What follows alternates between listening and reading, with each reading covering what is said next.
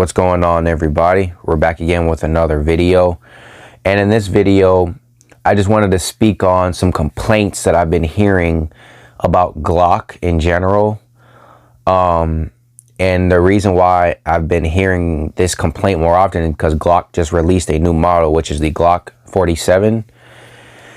And you know, I'll explain to you what the Glock 47 is. It's essentially a Glock 17, but it's basically, it has a Glock 17 slide, but it can fit on a smaller frame. It can fit on a Glock 19 frame. It can fit on a Glock 45 frame. That's all it really is. And the main thing that I keep hearing people complain about is, oh, it's not innovative enough. It's Glock just doesn't change anything. It's just not, it's nothing different. You know, it's the same shit as usual. Oh my gosh, boo-hoo, fucking boo-hoo. The thing is this, right? Well, yes, I see where they're coming from to a certain extent, because yes, it's not really much different than typical Glocks. But here's the kicker. Why would they change something if they don't need to change it? Why, in other words, why would they try and fix something that isn't broken? That's literally the most, that's the best way I can explain it. Glocks work, right? They work very well. They're extremely reliable, extremely dependable. Their parts are, you can customize the shit out of these things. And they're not very expensive firearms, you know? So they got everything in their corner as far as like everything you would ask for a pistol. But see, this is the thing. This is just what I've noticed. People are sitting here mad that Glock isn't changing. They're not changing what they are. They're not, you know, going away from Glock, which that's what the guns are. They're Glocks. That's why would they make something that isn't, I don't know, it's weird to me, but this is what I'm going to say. Okay. People want them to be like all these other companies making these guns that are like very tiny, can hold a lot of capacity, which is cool. But let me say something. When SIG started making dramatic changes in their pistols, right? When they went from being hammer fired pistols to striker fired, which was the 320, what the fuck happened, right? The P320 had massive safety issues, drop safe issues. They currently have issues going off in holsters. They have been claiming to fix the damn things for a few years, and the things aren't fixed. And now with their P320, there's some issues where the triggers aren't working correctly, but then if you hold the trigger down and you shake the damn gun, it goes off. My point is this: when you introduce a lot of change, there tends to be issues that you have to iron out, which is not the worst thing. But back to the other point, if it's not broke, why fix it? You know what I'm saying? It's just that simple. Glocks typically are one of the most sold, highest sold pistols damn near every year. Not the highest. Some years they might not be the highest, but they're the top. They're basically the top brand of pistols in the market. You know what I mean? You always see them. You go to gun shows, that's the majority of the guns you see are Glocks. You go to gun shops, they got all types of Glocks. There's literally a case full of Glocks. So they literally have everything. The Glocks, they feature everything that you could possibly need in a pistol. You know, the simplicity, the controls are easy, easy to maintain, easy to break down, unlike some other pistols. And they're overall a good choice. You know what I mean? They come in different sizes and all that stuff. And speaking on the Glock 47, yes, I wouldn't rush out and buy it. If you have already a couple of Glocks like me, like a few Glocks and, you know, like a 19 and a 17 and all that stuff, don't rush out and buy that gun, because it's not really worth it. But I think it's kind of cool that you can swap the slides and stuff. If you're a Glock collector, it's probably worth it, because then you could do that. But in my opinion, I don't need that. So yes, while the Glock 47 isn't like innovative, really, Glock, I'm just saying in general, Glock does not need to be innovative. They just do not need to be innovative. And I would go out on a limb and say this: if Glock wants to innovate, they will do it at their own time and their own pace. You don't want them to be forcing themselves to innovate because all these other companies are innovating. They're innovating and stuff, and you know, then they start having issues like some of these other companies, you know, like you got these short guns that hold high capacity, which is cool theoretically, but then if you can't get it to run right and there's problems, like I just mentioned the SIG problems, then you can go. I heard there's a problem with the Springfield Hellcat, where if you aren't perfectly on the trigger, the trigger won't move. Like, and it's not a safety thing. It's more of a, you shift the trigger a certain way and it won't go back. It's stupid as shit. So my whole point is this: if their pistol works, why do you want to change it? I think they're doing great what they're doing. I don't think they need to innovate very much. I really don't. They're a duty pistol that works just fine. They work when you need it to. They're very rugged. They hold up to a lot of abuse. They're easy to clean, easy to customize. They have everything they need. Oh, but because they don't have a gun that is very tiny and doesn't hold a lot of capacity, oh, big deal. You know, big fucking deal. You know what I'm saying?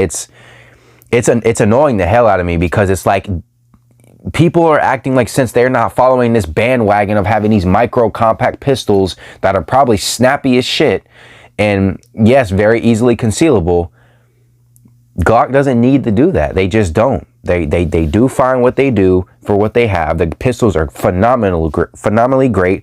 I carry a Glock 19. This is my EDC. It's just fine. Some people will complain, oh, the Glocks are too fat and too big. No, the fuck they're not. No, the fuck they're not. The only reason why people are saying that is because they're used to carrying these tiny ass guns. You know what I mean?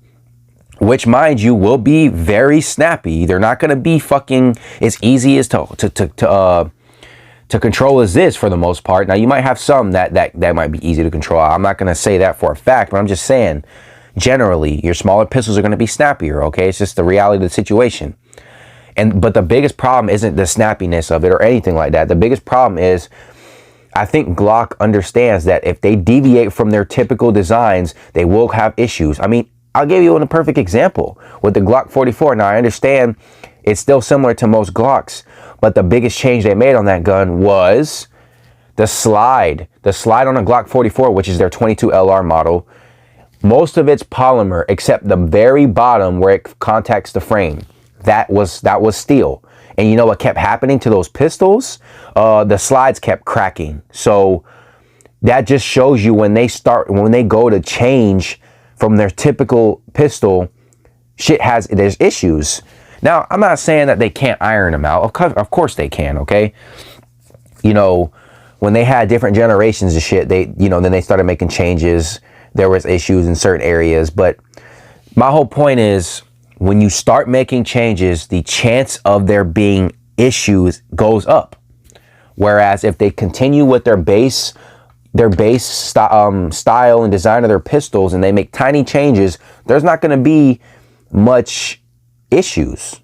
You know what I'm saying? So that's basically it. It's just, it annoys me that you got these dumbasses that are sitting here every time Glock comes out with something, you know, or not even when they come out, but that's one of their biggest complaints is, oh, they're not innovative. They're not innovative, so they're just garbage. It's like, no.